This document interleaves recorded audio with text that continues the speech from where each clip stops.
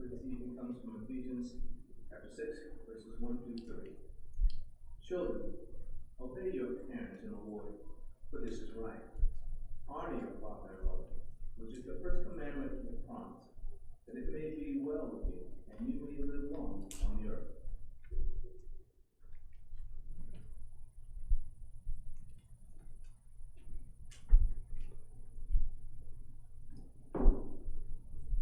Good evening, brethren. Please get a Bible out, turn it to Psalm 139. Psalm 139 is where we're going to start here in a minute. I especially want to see all the kids get the Bible out too. By kids, I mean from any age that can get a Bible out, all the way to, of course, high school, middle school. Especially, you'll be able to follow along with this lesson. There's going to be a lot of things in this lesson that apply to all of us. I mean, all of us are children of somebody, whether we like it or not, so that's true. And we're going to talk a little bit about that, about what it means to be in the home still and what it means to be out of the home and what our responsibility to our parents are. But I appreciate the opportunity to speak tonight. It occurred to me just a little while ago that I've not preached two sermons on a Sunday in a long, long time. I'm a spoiled preacher, let me tell you. So I'm thankful for that. And I felt bad. I meant to mention this last Sunday, but I'm so thankful for the men who filled in for me in the month that I was helping take care of the family and different things like that. Seth, Jay, Colin, and Roger all did a really good job. And it's really good for me to be in the pew and learning and being able to hear lessons and sermons. And so thank you guys for your work on that. You guys did a great job. And that's one of the things that attracted me to this congregation is how many spiritually minded men there are here who can share lessons from God's Word. We're going to be talking about what the children owe the parents. The parents had their turn this morning, and so now it's the children's turn tonight. And I want us to begin in Psalm 139 as we kind of introduce this topic. And this psalm is actually one I like to do an entire sermon on, but I don't have time to do that this evening. But specifically, I want to look at verses 13 through 16. I realize your outline says 13 and 14, but we're going to read 13 through 16 of Psalm 139. David writes here that it was you who created my inward parts. You knit me together in my mother's womb. I will praise you because I have been remarkably and wondrously made. Your works are wondrous, and I know this very well. My bones were not hidden from you when I was made in secret, and when I was formed in the depths of the earth. Your eyes saw me when I was formless, and all my days were written in your book and planned before a single one of them began.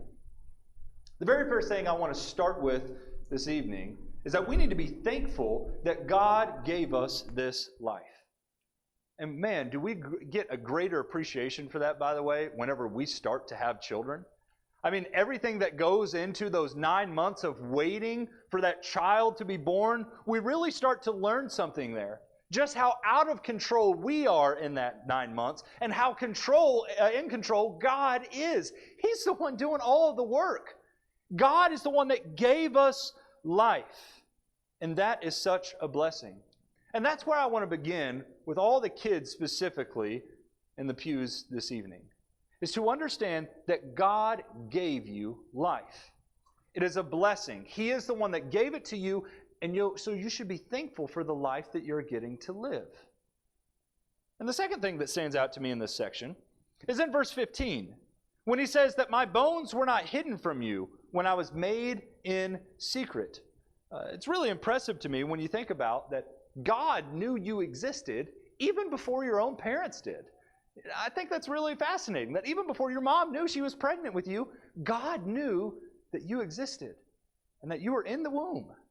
So God knows you well. And then lastly, in verse 16, your eyes saw me when I was formless. All my days were written in your book and planned before a single one of them began. God put you here for a reason. God put you here for a reason. He has a will for you. Are you following what His will for you is? And that's where I think it's important to begin in a sermon like this. To recognize the blessing that life is and that God is the one that provided it. But God, yes, He provides the life. But I think we also need to acknowledge that we're here also because our parents followed God's command, like we were talking about this morning. Even before God said, don't eat from that tree in the garden, He commanded man in Genesis 1:28 to be fruitful and multiply. Remember us talking about that this morning? And so the whole reason you are here, kids, is because your parents decided to follow this. And whether you like it or not, you're here. And you need to be thankful that they wanted children, that they're raising you. That's a blessing. And that they love you and that they're happy to be your parents. And in the same way, I encourage the parents at the beginning of the lesson this morning to see their children as a blessing, as a reward, as a gift from God. I implore the kids to see their parents also as a blessing, as a gift from God. Because there's a lot of kids out there who don't have parents like yours. Many kids don't have this. They don't have this kind of family unit that cares about them and is willing to look out for them and discipline them. And that's something we're going to talk a little bit later about. There's a friend of mine, a Christian friend of mine, who was also raised in a godly home, who shared with me once when he recalls when he was 16 or 17 years old, he was going out and he was going to spend some time with some of his buddies from high school. And as he was on his way out the door, his buddies were there with him on the porch, and his dad came out and said, "Now, son, I want you to be back by 11 o'clock tonight. Not 11:01, not 11:02, I want you to be back by 11 o'clock. My friend looked at his dad and he said, "Yes, sir." And as they walked off the porch, my friend said, there's a little bit of him was like, that was a little embarrassing. And one of his friends turned and looked at him and said, "Man, I wish my dad cared enough to tell me what time to come home." You are lucky to have the parents you have. Blessed to have them. And so see them as a blessing. Be thankful that they brought you into this world and that God gave you life. But the third thing that is of the utmost importance as we approach this subject, and really just approach your life as a Christian and as a person, is to understand submission. I want you to put Ephesians 5:21 in your back pocket for a second. We're going to come back to that in just a second. And we're going to specifically talk about this word submit. And one of my favorite places to see the word submit is actually in Hebrews 13:17. It says, "Obey your leaders and submit to them, since they keep watch over your souls as those who will give an account, so that they can do this with joy and not with grief, for that would be unprofitable for you." Now, in what kind of lesson do we normally reference a passage like this? This is normally a passage we reference in messages on elders and shepherds, and I certainly think that's true as we think about leaders of God's people.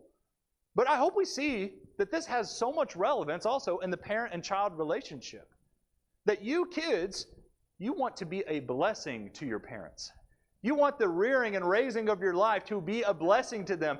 Don't let them do that with a bunch of grief, but let them do that with joy, and you get to have an active part in that when you choose to obey them and when you choose to submit.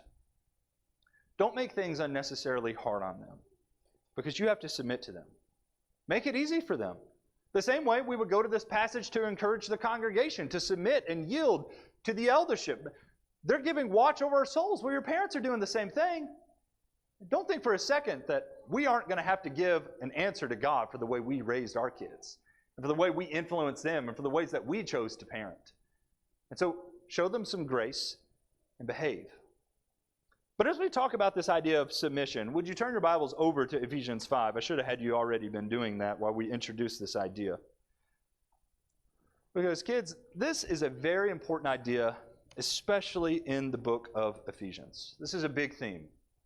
And where it really surfaces is actually in chapter 5, in verse 21. We're going to look at chapter 6 and verse 1 in just a second. But in chapter 5, in verse 21, he ends that section on telling us to sing these psalms, hymns, and spiritual songs, and giving thanks to God in verse 20 with everything, giving thanks always for everything to God the Father in the name of our Lord Jesus Christ. He says in verse 21, though, submitting to one another in the fear of Christ. And this really begins to define what Paul is going to be doing for the rest of the book. Because the very next section is him saying to the wives to submit to their husbands as to the Lord. The sermon's not about marriage, and so we're not going to get into the ins and outs of 22 through 33, but it's a natural next step for Paul. Just as he's encouraged them to submit to one another, he says, so wives, submit to your husbands. And he does the same thing in chapter 6 when he gets to children. He says, children, obey your parents in the Lord because this is right. He gets to slaves and masters in chapter 6 and 5 through 9. Really a helpful parallel to think about as workers and employers and employees kind of a situation. And then as we've already talked about from Hebrews 13, the idea of an eldership and the flock. But guys, submission is a very important thing for you to understand now.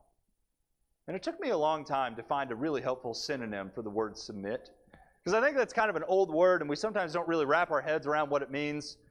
But it actually, in Hebrews 13, there are some translations, instead of saying submit to them, it says to yield to them. And I think that's really helpful, especially some of you all. You can get your permit at 15 here, I think, and you're starting to drive. And one of the things you learn is what that yield sign looks like. And what that means is that you aren't allowed to just merge into that lane whenever you want. You have to pay attention. And you have to yield to those who are oncoming. And that's really what the idea of submission is. Despite what your want and desire is to just merge into that lane, you have to stop and willingly yield to your parents. That's what Paul is talking about here. And so submission is a very crucial thing to understand. That's my basic point. The sooner you understand it, the better.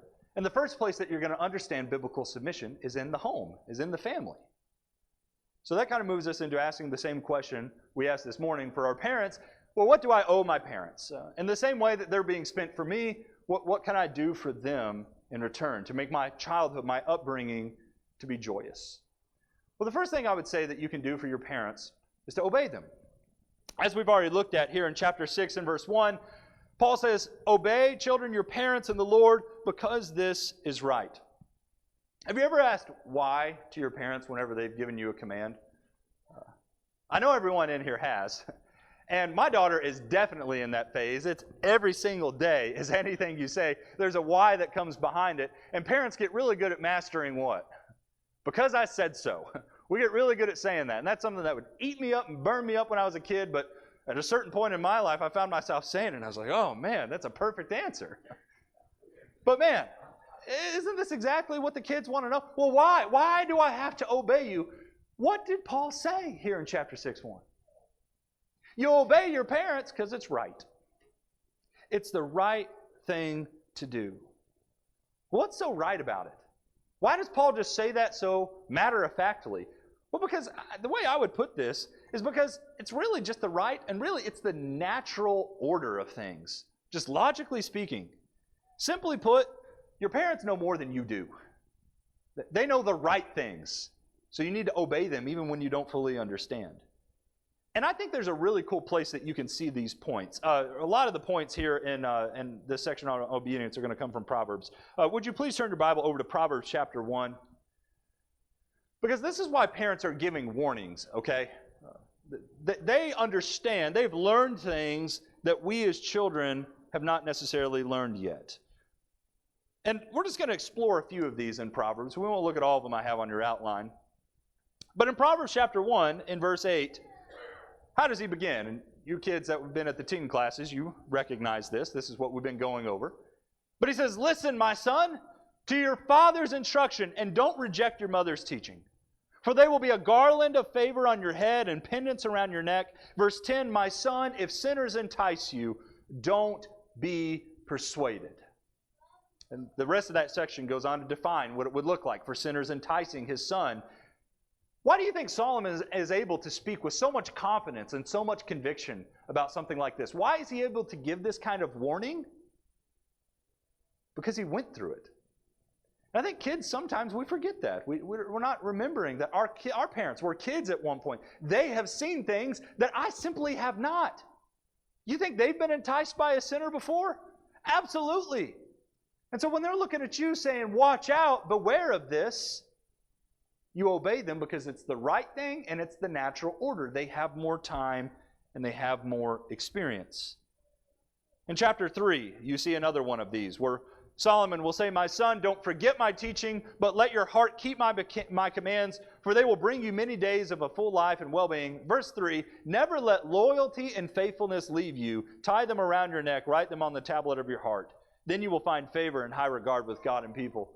Again, did Solomon in his time as a king see unloyal people? People who were unfaithful? Absolutely. And that's why it's right for him to be warning his son about these things. You go further into chapter 4 and verse 14.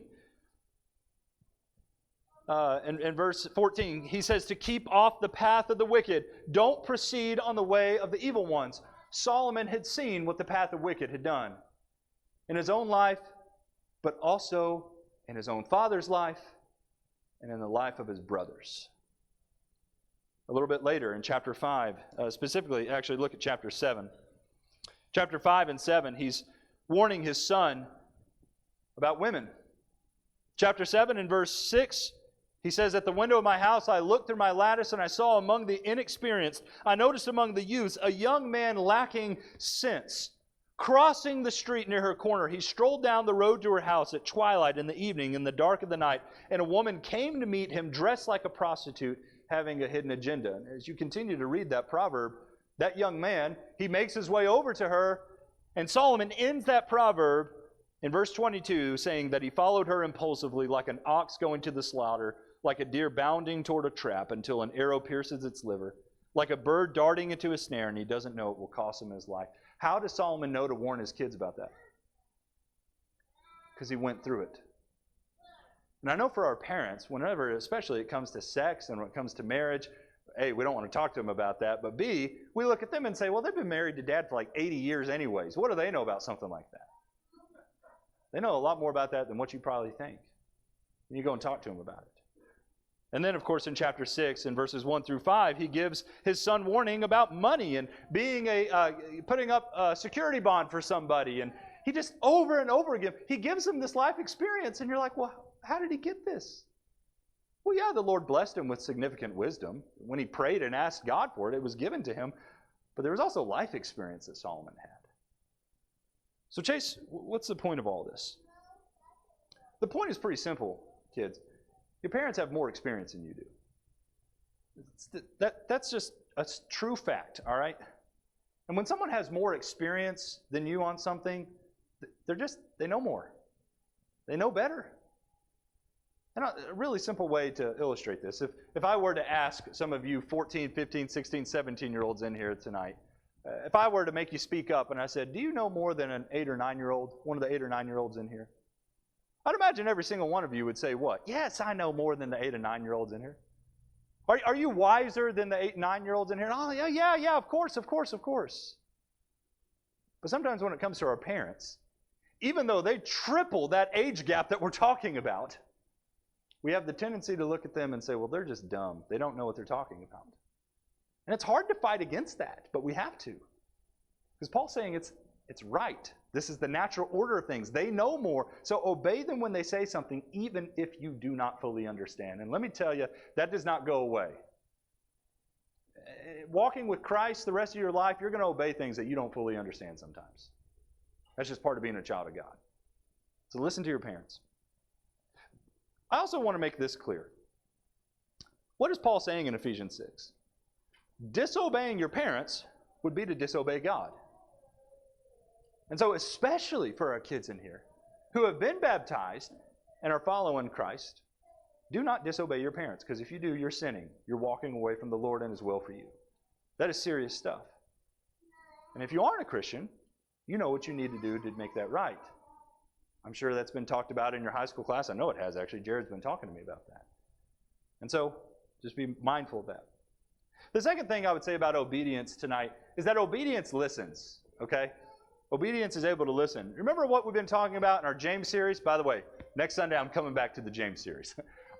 James 1 and verse 19. My dear brothers and sisters, understand this, that everyone should be quick to listen, slow to speak, and slow to anger. Kids, we got to understand this. When mom and dad are telling you something, just follow these simple principles. Even though you feel that rage coming up inside of you, even though you feel so frustrated by what they're saying, remember to just listen to them. Don't interrupt. Just listen. Be slow to speak and slow to get angry.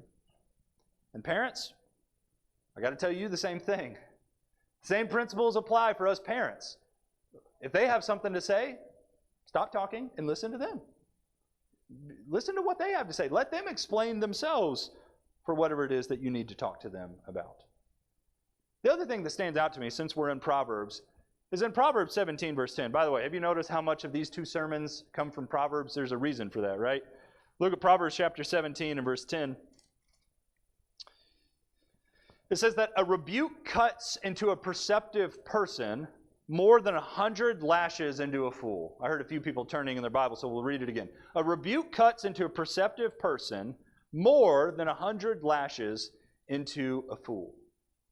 Real simple. Listen to your parents' rebukes. If you will do that, if you can be corrected merely by a verbal command, it is going to save you a lot of heartache from more severe and justified punishment and spankings or whatever have you.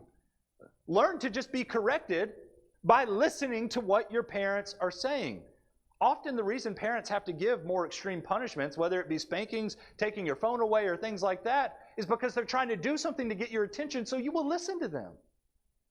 And so if you would just show them that ability to listen to the rebuke, odds are you're not going to have this kind of punishment. You've listened to them. You've showed that you don't need a spanking. You showed that you're not a fool. You showed that you're contrite, that you've done wrong, that you need to do differently. Listen to your parents. And the third thing on obedience is obedience is able to learn. Obedience is able to learn. Look over at Proverbs chapter 12 on this point. Proverbs 12, and look at verse 1.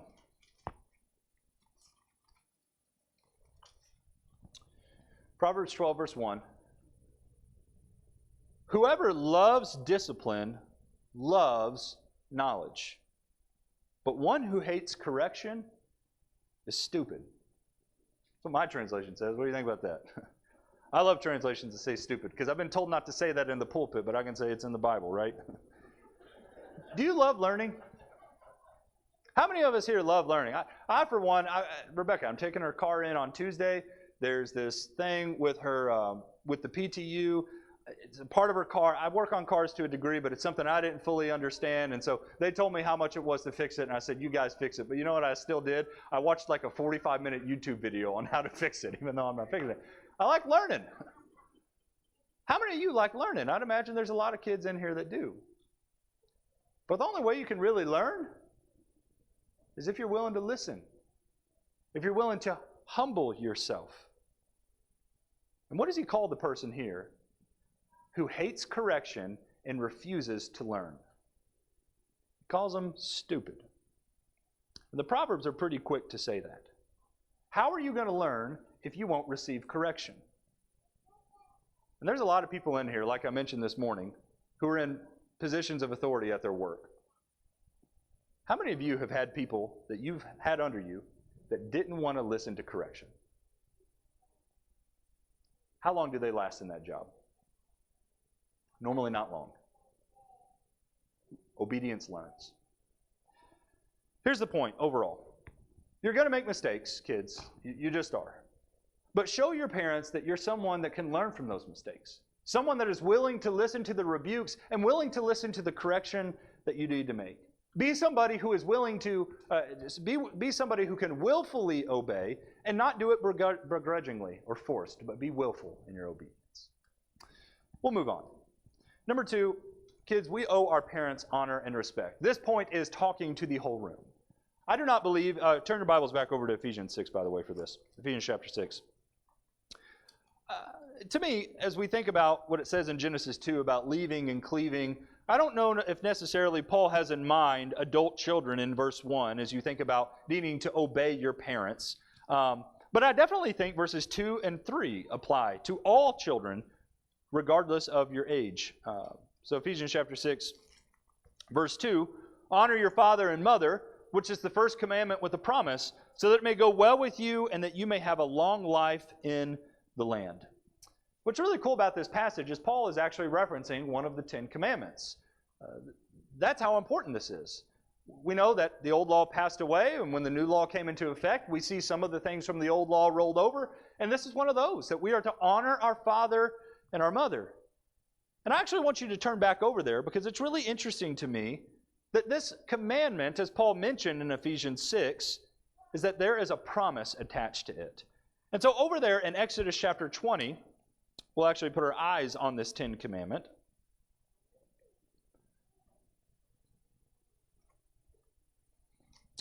Exodus chapter 20 in verse 12.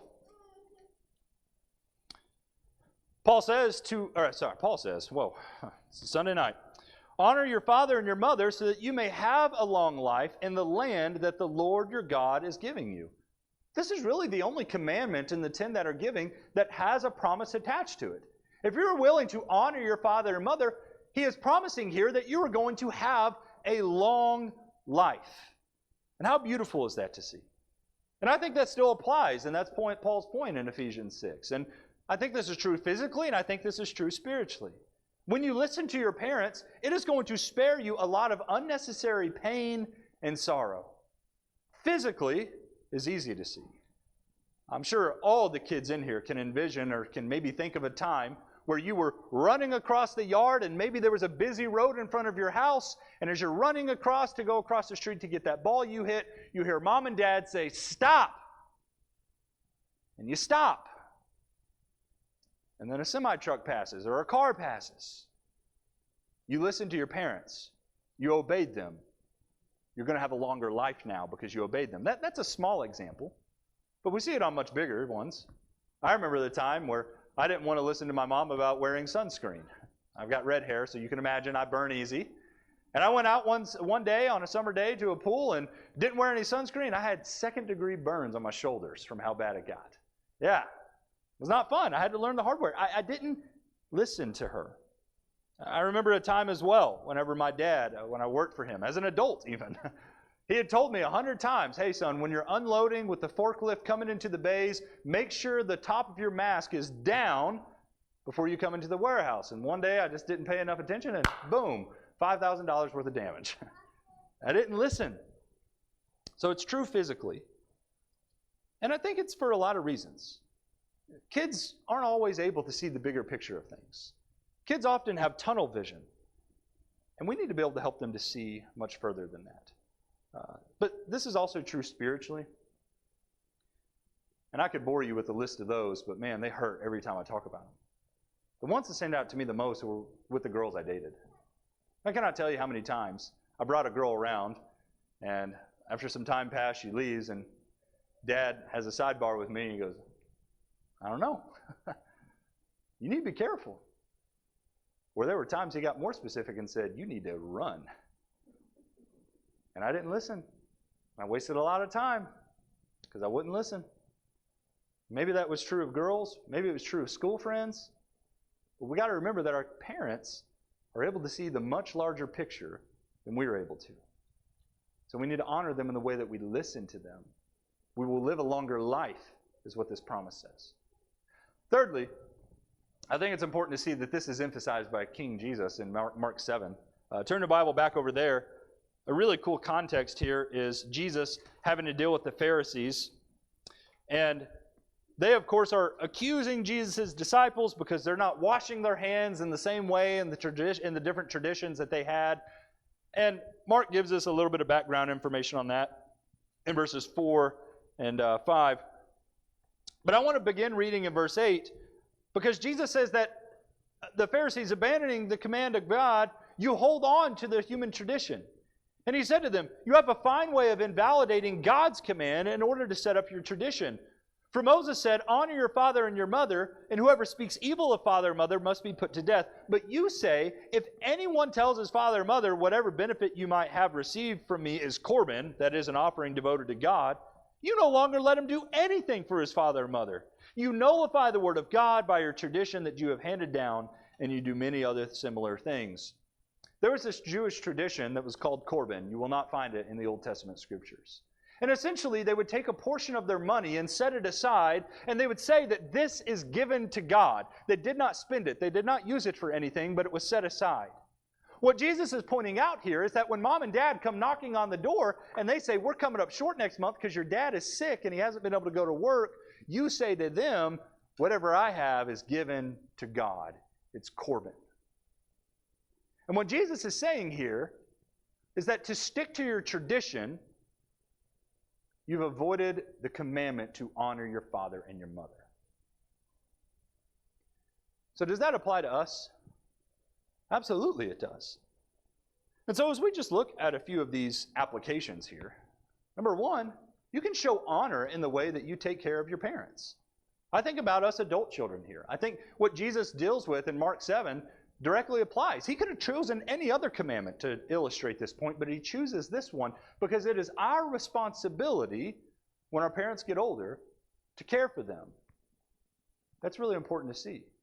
So much so, over in 1 Timothy chapter 5, whenever Paul is instructing Timothy and how the churches ought to act in Ephesus, 1 Timothy chapter 5, we have that really interesting section where Paul tells us what a widow indeed looks like, and in order for the church to financially to support one. But one of the things that Paul says in that section, this is in 1 Timothy 5 and verse 4, that is that if any widow has children or grandchildren, let them learn to practice godliness toward their own family first, and to repay their parents, for this pleases God.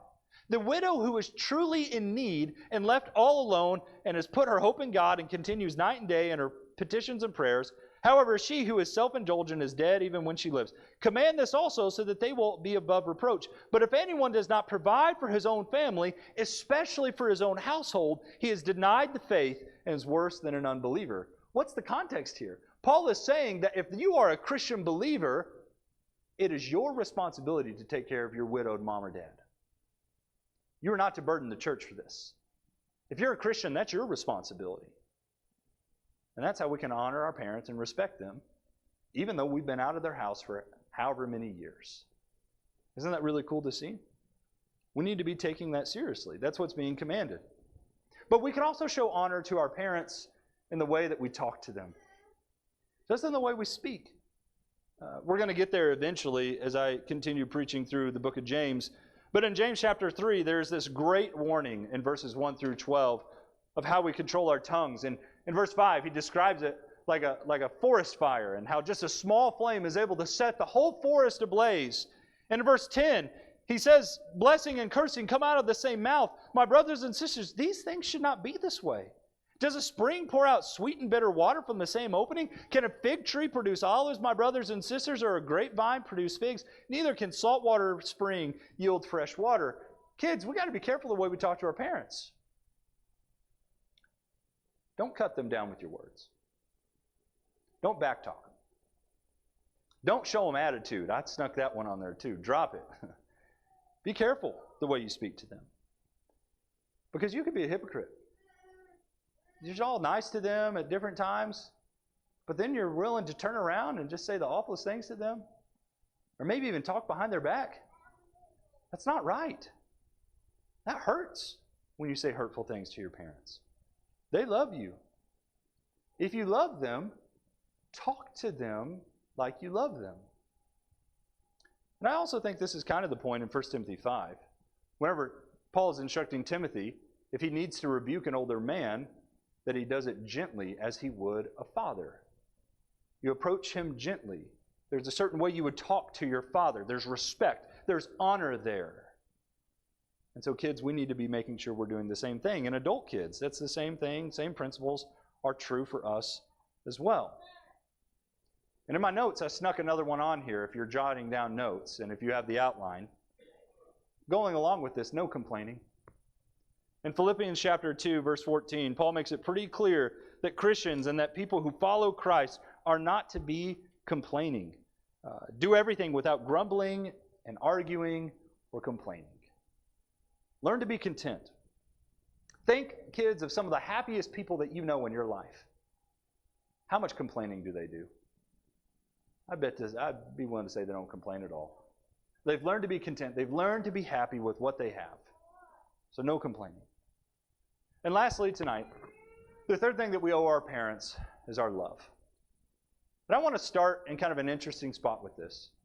By number one, looking at all of our kids and just expressing this. Understand how much your parents love you. And let me just say on the outset too, you're not going to be able to comprehend how much your parents love you. You're just not. As soon as you get to an amount that you think they love you, it's too short, because they love you that deeply. And the reason why I want to emphasize that is because this is how we know that God loves us. God so loved the world that he gave his only begotten Son. How much can God love? A whole lot more than us. So when it says he loved his Son, and when it says that he loved the world, it's a lot more than even your parents can love you. But that is still not to say that your parents don't love you. Because they do. And so because of that, it's important to remember that when you're being disciplined, like we talked about in Hebrews 12:6, That every father, with the child he loves, disciplines him. It's important to remember that in those moments. Because it doesn't feel like that at times. It feels like they're just being harsh or rude or mean, but they're actually doing something that's in your best interest. But also, look down here at look at Philippians chapter 2. We can love our parents in a lot of different ways. Well, this is where really the rubber meets the road. While we're here in Philippians chapter 2, I said we would come back to this for the evening sermon. In verse 3 and 4, it says, "Do nothing out of selfish ambition or conceit, but in humility consider others as more important than yourselves. Everyone should look not to his own interests, but rather to the interests of others." Kids, if you're old enough to be understanding this sermon and following my outline and following the logic, you can understand the point being made here. That even though you are the parent and they're sacrificing for you, and there's probably no amount of things you can do to pay them back for that, there are still ways you can be serving your parents. There are ways you need to be thinking about serving your parents. Don't just do your chores that they've asked you to do, but go above and beyond that. Go out of your way to serve them. Maybe the next time you drive their car, maybe you fill it up with gas for a change. Or maybe the next time you eat dinner and mom cooks this awesome meal, and although she's not told anyone to get up and clean the dishes, you just decide to get up and start serving. Start cleaning the dishes before you're even told to. Find those ways to show your parents how much you appreciate them and how much you love them and how you want to serve them, and put their interests even ahead of your own interests. You can show them love that way. You can also tell them that you love them and that you are blessed to have them. There are no sweeter words from a child than "I love you." No sweeter words. And I know I only got a 3.5-year-old, but I'd imagine even some of you older brethren whose kids are in their 50s and maybe even 60s, that's still true, that those are the 3 greatest words to hear from them. I love you. Tell your parents that. Tell them that you're blessed to have them. You remember in Proverbs 31 what it says about the worthy woman, that her children rise up and call her blessed, and her husband also praises her. Go hug them. Go tell them that you appreciate them. Because that time chart that I had up in the lesson earlier this morning, as sad as that makes the parents, I really want the kids to realize that that applies to you too. You don't have much more time in the house. And much later in your life, you're going to realize just how nice and blessed it was when you were in your parents' house. And so appreciate them now. Show them how much you love them now. Hug them. Because you're going to be out of the house one day. And here's also just the brutal truth. They will not be on this earth one day. They will die. Spend time with them. Love them. But also, you can show love to them in the way that you treat them.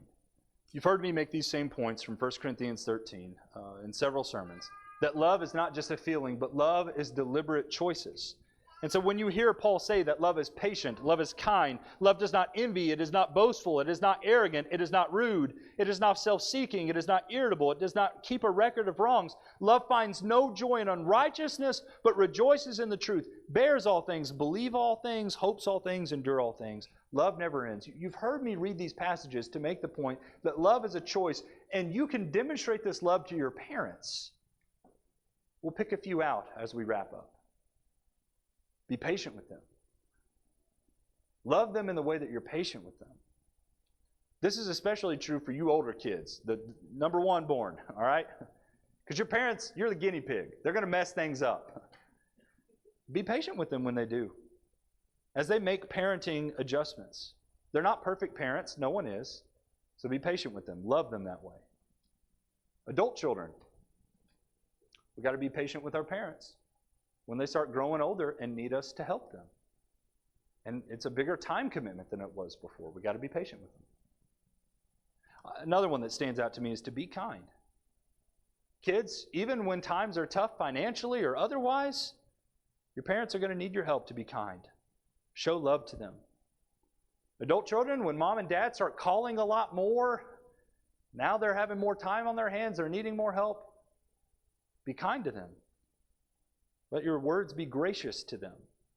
When they say that they want to see the grandkids more, And you feel like you were just down there last month. Be kind to them.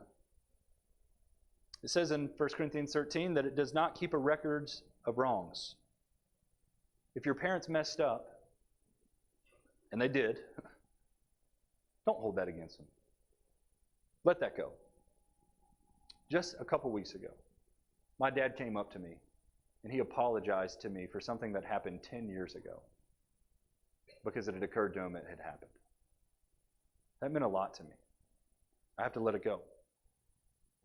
And number 4, it says that love is not arrogant. Kids, don't be arrogant. Don't be puffed up, but be humble. Listen to them. Love them. You do not know more than your parents. So don't walk around the house acting like you do. Why does this lesson matter? I think this is an important place to end. The way you treat and view your parents is often an indication of how you will or how you do treat God. And for those in here who are adults and are adult Christians, you know how true this is. And studying with other people, talking with other people, helping other people in the Lord's church, it is amazing to me how many people who struggle with how they view or treat God also struggled with how they viewed or treated their parents. And so kids, get this right. Submit to your parents, and it will set you up for success. But with that being said, I recognize that there's probably some kids in here who have been thinking about baptism, who have been thinking about putting on Christ and wanting to really have God as their Father and be a part of His kingdom. This is a great opportunity to do that. Your parents would support you. This church would support you and love you and help you with that. But maybe you're someone in here this morning who is a Christian but has fallen away from the Lord, and you need prayers to get back on the right track, and you need prayers to be the better parent that you need to be or the better child that you need to be. If we can help you in any way, won't you come forward now as we stand and as we sing?